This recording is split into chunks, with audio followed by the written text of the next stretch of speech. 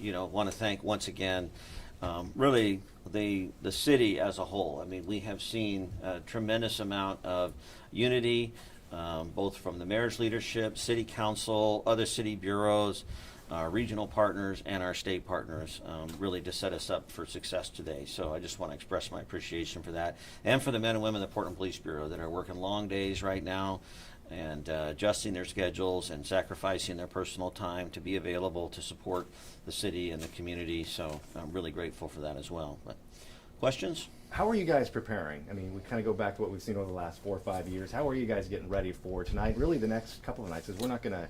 We were talking before it came down here. We're not going to know election results for a couple days potentially. Yeah. So a couple of things. One, we have been preparing for this since I came on board last September. I made this a priority immediately. Added additional staff.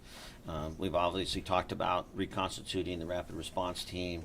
We've sent our outreach officers, our what we call our liaison officers, to national training. We've been back to Ohio, other places. We have participated in some international conferences. We sent some of our incident commanders and leaders over to London, where they presented and received back information. So we can say confidently we are looking at best practices across the board. We brought in an independent consultant who reviewed our actions over 2020, took that feedback, have embedded that in the process.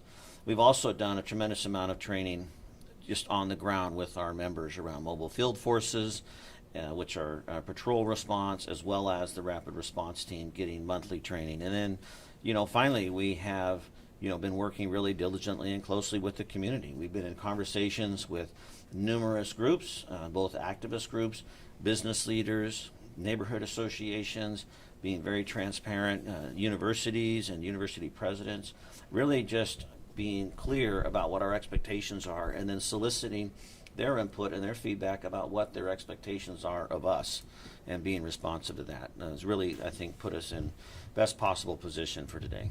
To Joe's point, there are a lot of unknowns with when we're going to get results, when people will react to those results. Do you have an anticipated timeline? Well, not exactly, because as you said, there's so much uncertainty, right? Both nationally and even locally in terms of process. In policing, our job is to try and mitigate risk. We're never going to eliminate risk, but we try to mitigate the risk. And in doing so, we do that through preparation and planning. One of the areas where we're farther ahead this year than we've been in the past is PPB has established several incident management teams. So we're prepared to have available staff over an extended period of time. I've canceled days off through the week, so at least through the end of this week. We can adjust that as necessary, but we're not going to be burning through our people at a level we were doing in the past. We're really more mindful of preparation and wellness to be able to take us for a sustained period of time. I certainly hope that's not the case, but it is definitely unpredictable and more of a nuance than a science for sure. How many hours do you think your officers will be working tonight and maybe into the end of the week? So we have people on 12-hour shifts. So we have them coming in staggered throughout the day, 7 a.m. to 7 p.m., noon to midnight, 2 to 2 a.m., 4 p.m. to 4 a.m., et cetera, and then 8 p.m. to 8 a.m. So we have, number of people staggered, but everybody's working 12-hour shifts, and the goal will be to make sure that they get out, within that time frame. Have you received any credible threats from any organization, individual, things like that, about election violence? Nothing specific. There's plenty of information out there in the social media space talking about, different actions or direct actions, and nothing that I can highlight specific to Portland. But, we're definitely in communication nationally, both with our federal partners and other police agencies.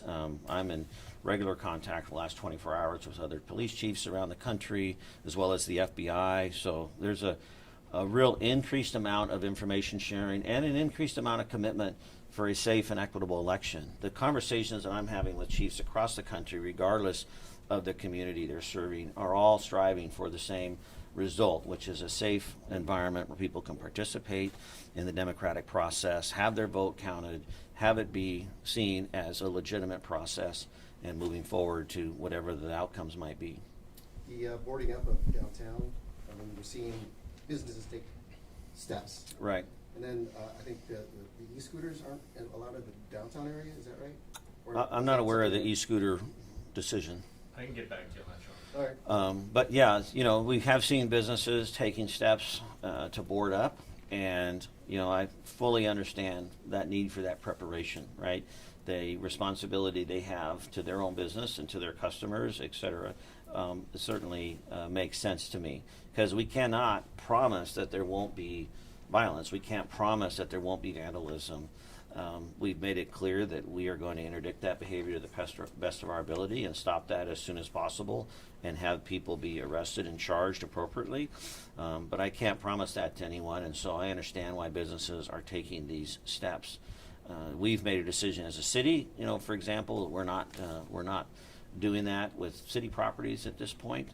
We may have to adjust that depending on how things go, but I have hope and a belief that that those events are going to be few and limited, but I'm also not a business owner and understand why they would want to take those precautions.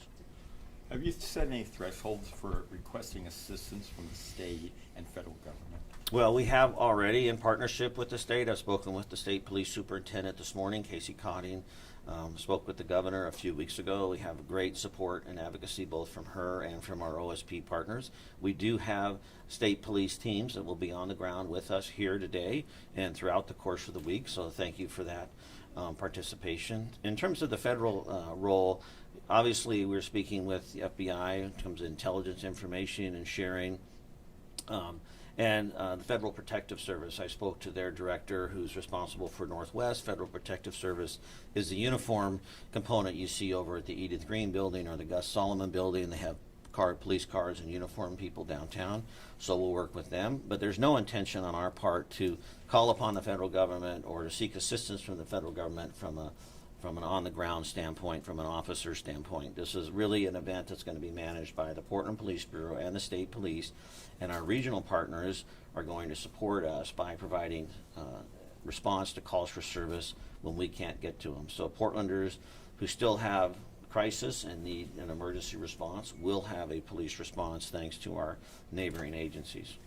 You mentioned that you've been in touch with other police chiefs elsewhere. Are you getting calls from other agencies from inside Oregon or I guess outside asking for your advice? How are you guys preparing so they can, because you guys have been through this before, are you able to help those? Are you getting those requests? Yes, I just did an interview last week with the Police Executive Research Forum, which is the national body that represents law enforcement executives across the country. About 3,000 or so folks participate in that, and we did an interview last week and spoke specifically of 2020 and how we're prepared for 2024. People are looking at Portland for a variety of reasons. One, obviously the reputation coming out of 20 and 21 was not favorable, and there's been a lot reported on that. So people are looking at us to see how we're going to show up, how we're going to respond. People are also looking at us for lessons learned, to be able to manage. Because I think there is an increased amount of sensitivity to this election and the tensions that people are feeling in communities across the country, not just in Portland. So one, what were our lessons learned? How have we prepared? And what are we looking forward to the future? And I couldn't be more proud.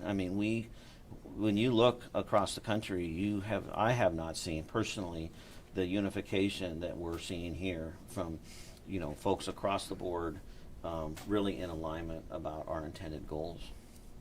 What can you recommend for people who want to report political violence they may have witnessed or experienced? Yeah, well, we're taking all reports seriously. So one, that we need to be made aware of that, whether that's through the 911 system or the non-emergency system. But I would certainly hope that they would reach out to us through those traditional means, and then we can capture that information. Later today, we'll be standing up our Joint Information Center.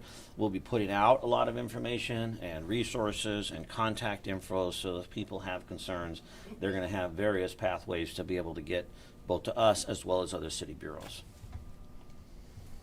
We good? Anything else, guys?